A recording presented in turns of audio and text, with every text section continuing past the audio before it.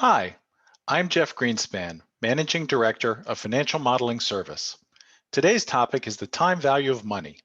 Let's get started. If you have any questions about today's topic, you can reach me using my email address or the phone number on this screen. We're going to cover a number of topics today, all around the time value of money. We'll discuss how to look at it intuitively, the concept of discounting. We'll look at it mathematically, including figuring out the rate of return. We'll talk about a heuristic called the Rule of 72. And finally, we'll get into the important parts about your personal discount rate, net present value, and how IRR is a special case of net present value. So which would you prefer? $100 today or $100 a year from today? How about if I offered you $101 a year from today? How about if I offered $200 a year from today? If you're like most people, you understand that $100 today is worth more than $100 a year from today and would rather take $100 today. But again, if you're like most people, you understand that $200 a year from today is worth more than $100 today, and so would defer that gift until a year from today. The basic concept is that time corrodes the value of money. The average inflation rate over the past 20 plus years has been about 2.5%. You can see that a loaf of bread that used to cost 75 cents is now over $3. And the same holds true for a Ford F-150 truck. In addition to inflation, we have uncertainty.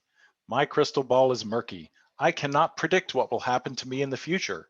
Therefore, I would rather take $100 today than wait a year to get $100, and that has nothing to do with the inflation rate at all.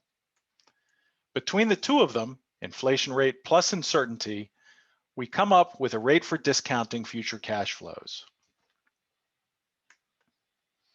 We have some formulas for calculating the future value of money invested today. We also have formulas for calculating the present value of today of money invested in the future, or money returned in the future. We won't go over this particular slide. The Rule of 72 is useful because it allows us to figure out how long it takes for our money to double.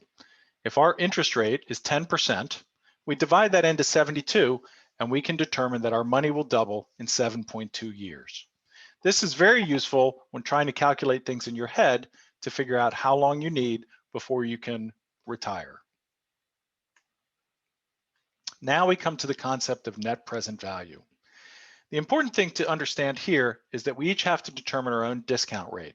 We'll get into that in a little bit. But basically, if I invest $10,000 today and expect a stream of 5 $2,500 payouts at the end of each of the next 5 years, and my discount rate is 7%, I can discount all of the cash flows to their present value and determine what my net present value is. So $10,000 spending today is minus $10,000 today.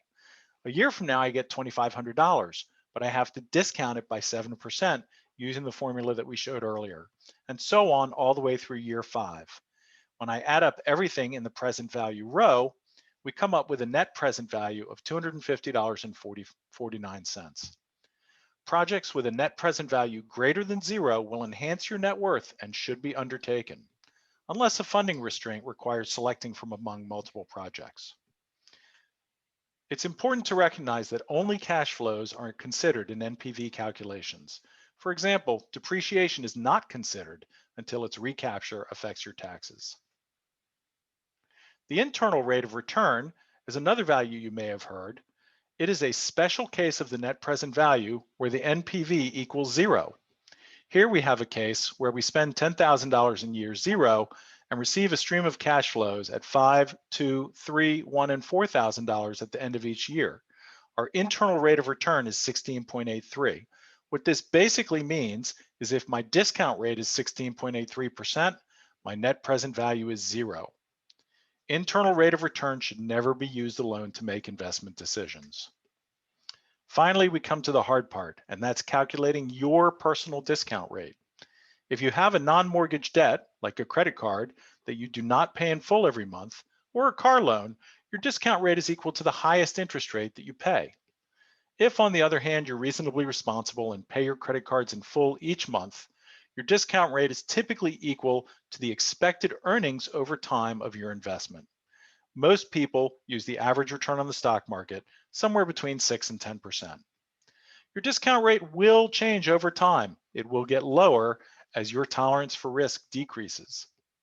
Therefore, your discount rate is an educated guess that you use to help understand the net present value to you of an expected series of cash flows. That's it for now. Thanks for listening.